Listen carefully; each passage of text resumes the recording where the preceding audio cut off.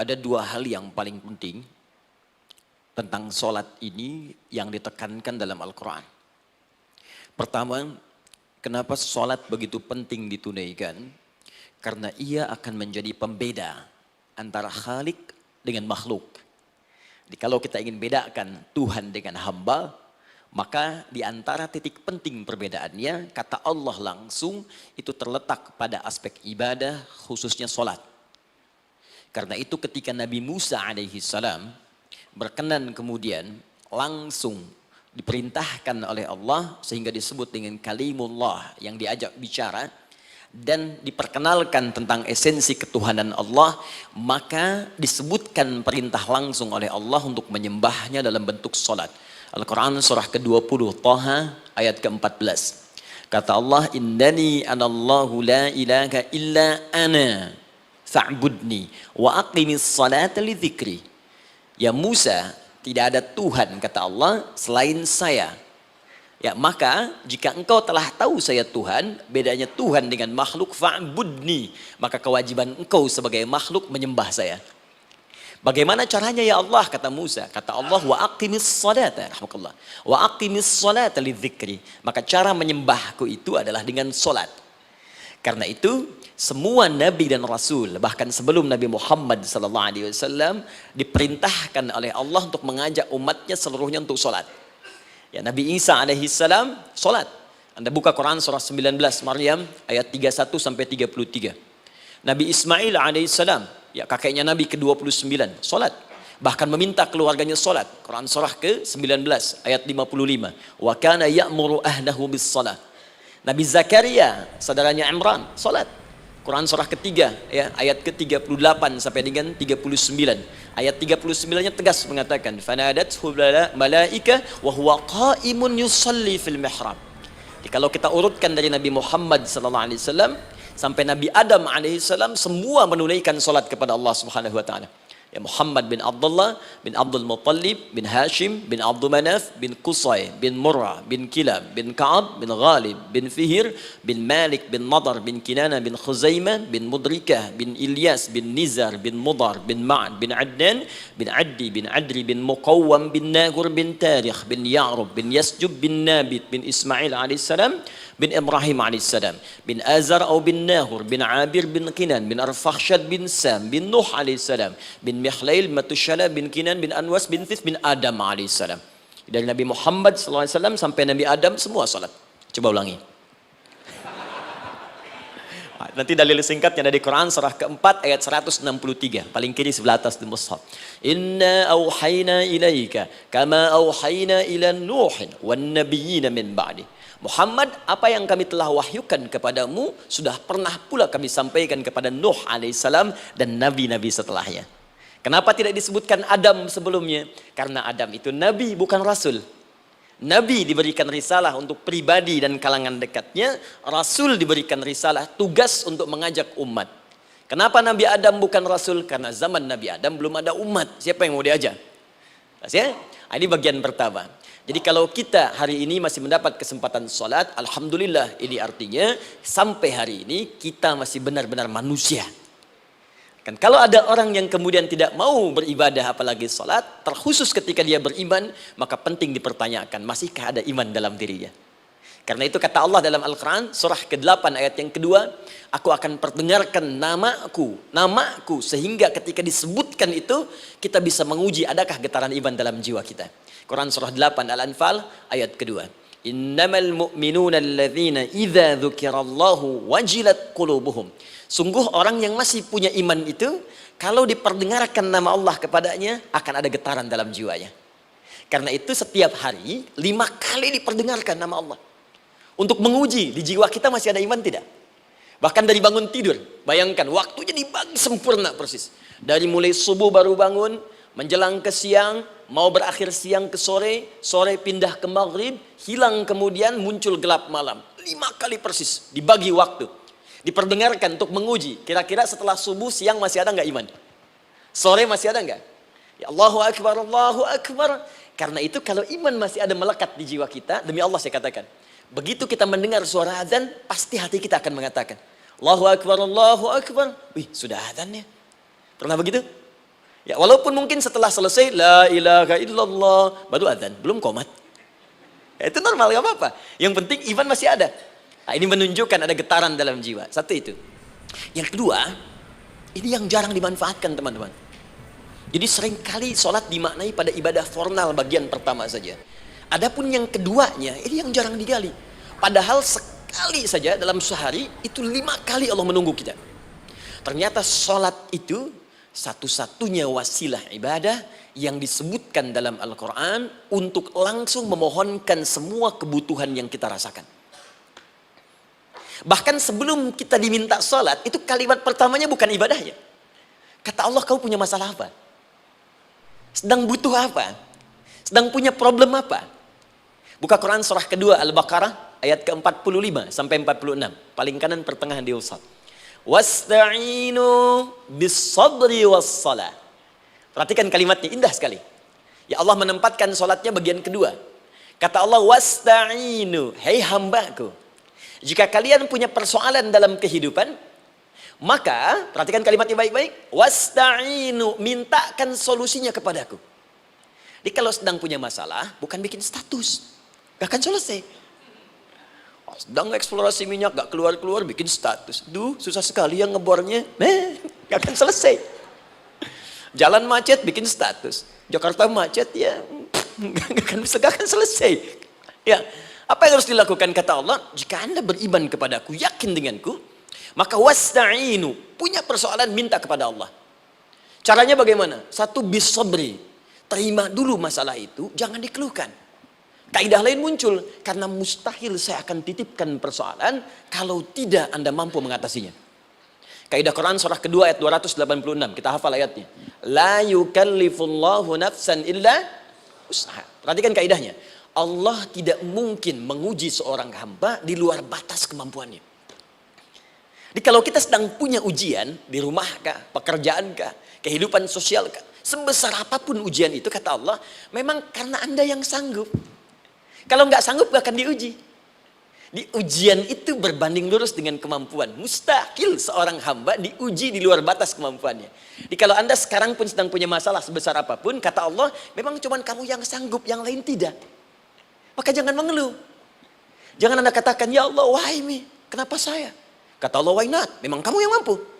Yang lain tidak. Nah, ketika Anda bisa menerima itu dengan sabar, baru datang kalimat kedua. Wassalah. Kemudian datang tunaikan sholat dan mintakan solusi kepadaku lewat sholat. Ya, sedikit ya. Lihat sini. Saya berikan sedikit uraian Al-Quran. Saya boleh menulis sini? Boleh ya? Ibu, maaf, agak jauh. Ibu kelihatan ini? Oh, belum saya tulis, bagaimana bisa kelihatan? Luar biasa. Cuma di Pertamina belum ditulis udah kelihatan.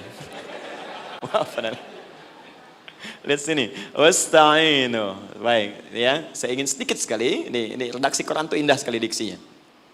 Wasta'inu. Lihat sini. Kata Allah, jika Anda punya persoalan dalam hidup, maka mintakan solusi. Terima dulu masalahnya dengan sabar, karena kita dipercaya oleh Allah. Gini, cara memahaminya. Allah aja percaya dengan kita. Masa kita nggak percaya diri? Allah yakin dengan kita mampu. Masa kita nggak yakin? Terima dengan sabar, kemudian wassalah, mintakan solusinya lewat salat. Kata perintahnya dibuka dengan kalimat wasta'inu.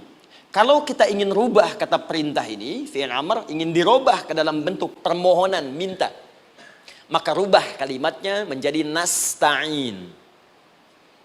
Lihat, nasta'in.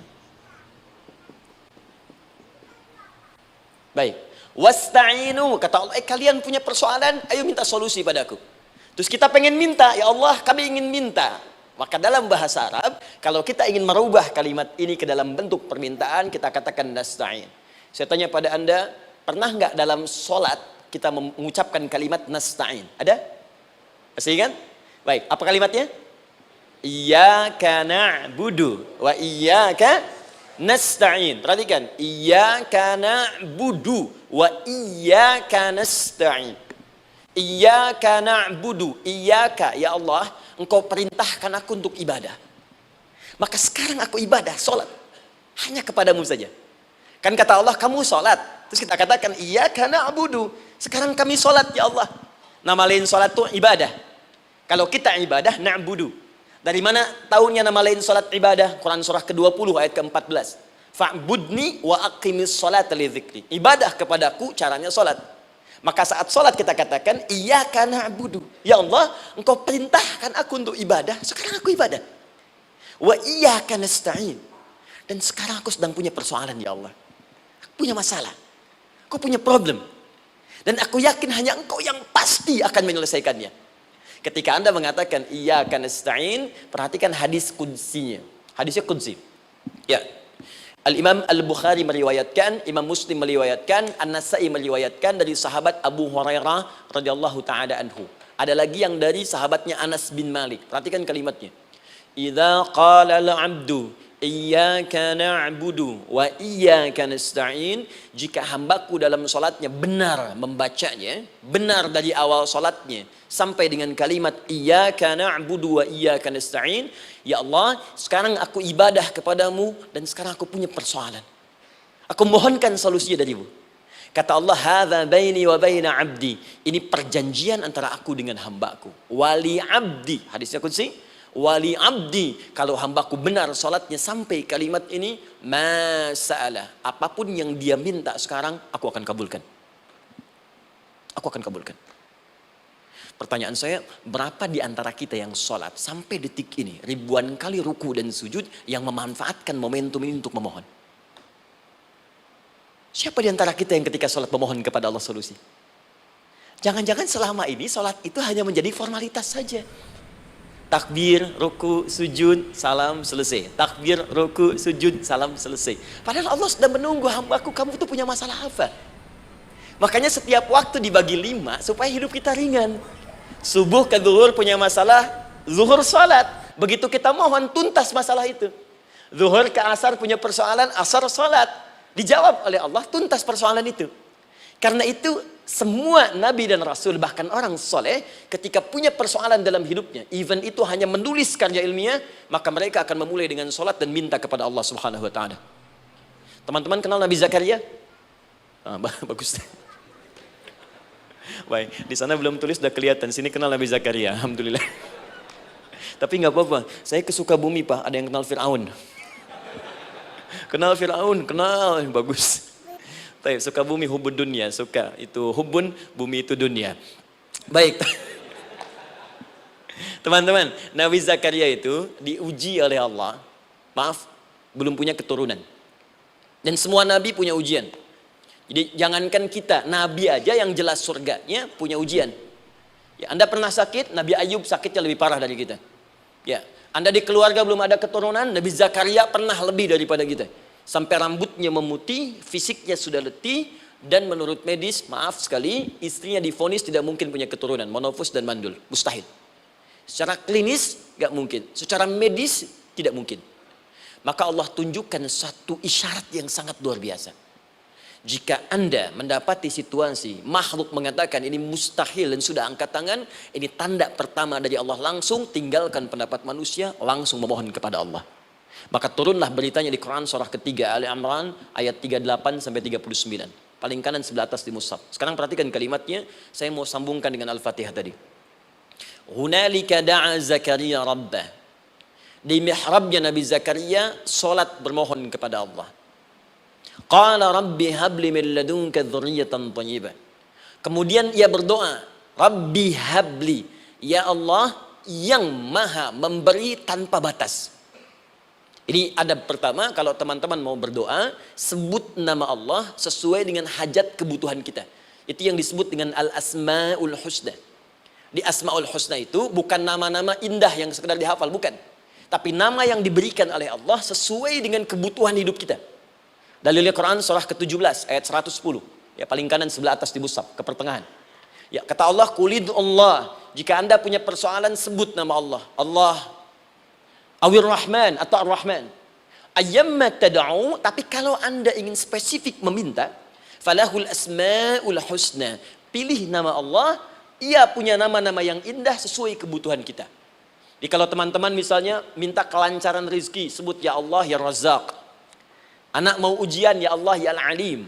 Di proyek misalnya ada hambatan, ada gangguan, ya Allah ya Al-Jabbar ya Al-Malik. Ingin mudah mengatasi ujian, ya Allah ya sabar, minta. Ya, jangan semuanya disebutkan, nanti jadi beban. Ya, Allahumma ya Rahman ya Malik ya Kudus ya sabar, gitu kan? Yang tadinya nggak punya masalah jadi punya masalah, gitu kan?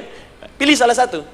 Nah, jika Anda ingin memohon pada satu hal yang mustahil menurut manusia, maka minta dengan menyebut nama Allah yang memberi tanpa batas mustahil di dalamnya. Nama Allah tersebut namanya Wahhab. Wahhab. Ya Allah, ya Wahhab. Al-Wahhab. Kalau kita rubah dalam bentuk permintaan, maka singkat kalimatnya dengan hab. Hab. Untuk sendiri habli, untuk banyakkan hablana. Rabbana hablana min azwajina wa dzurriyyatina qurrata a'yun. Nabi Zakaria minta karena sendiri yang mengalami situasi itu, maka beliau katakan, Rabbi habli, ya Allah, habli min ladunka, ya Allah yang tak punya batas dalam pemberian. Mereka mengatakan aku tak akan punya keturunan. Mereka mengatakan mustahil aku punya anak. Dan aku yakin kau memberi batas tanpa memberikan pemberian tanpa batas. Aku mohon darimu saja. Darimu saja. Dzurriyyatan thayyibah, keturunan-keturunan terbaik. Innaka sami'ud du'a. Engkau pasti mendengar doa saya. Kalau pada yang maha memohon saja, maha mendengar saja tidak mengabulkan, lantas kepada siapa lagi aku mesti minta? Tapi poinnya bukan itu. Poinnya adalah, ini disampaikan oleh Nabi Zakaria dalam keadaan sedang sholat. Masih berdiri dalam sholatnya.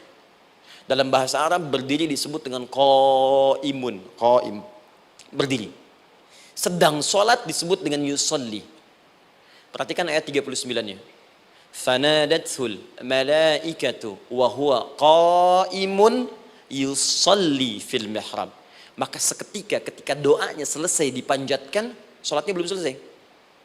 Doanya selesai dipanjatkan, seketika datang malaikat menyampaikan, kamu dapat kabar gembira, Anda akan punya anak, bahkan namanya langsung diberikan oleh Allah, Yahya.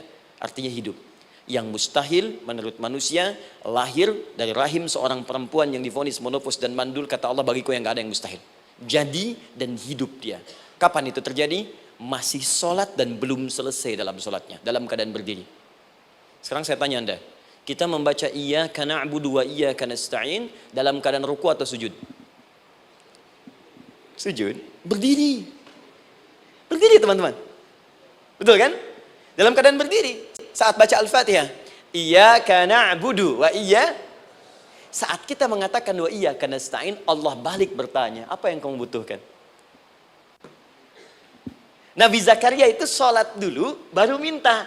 Kita umat Nabi Muhammad karena keutamaan nabinya, sebelum sholat dah ditunggu. Butuh apa? Mau minta apa? Karena itu, saya ingin katakan, ayo manfaatkan momentum sholat ini. Jangan sekedar kita kemudian tunaikan formalitas, tapi kita tidak mendapatkan keuntungannya. Ayo, semuanya. Dari mulai takbir sudah ada doa. Ruku ada doa. Bahkan sujud kita bisa perbanyak dalam bahasa hati kita untuk memohon kepada Allah Subhanahu wa ta'ala.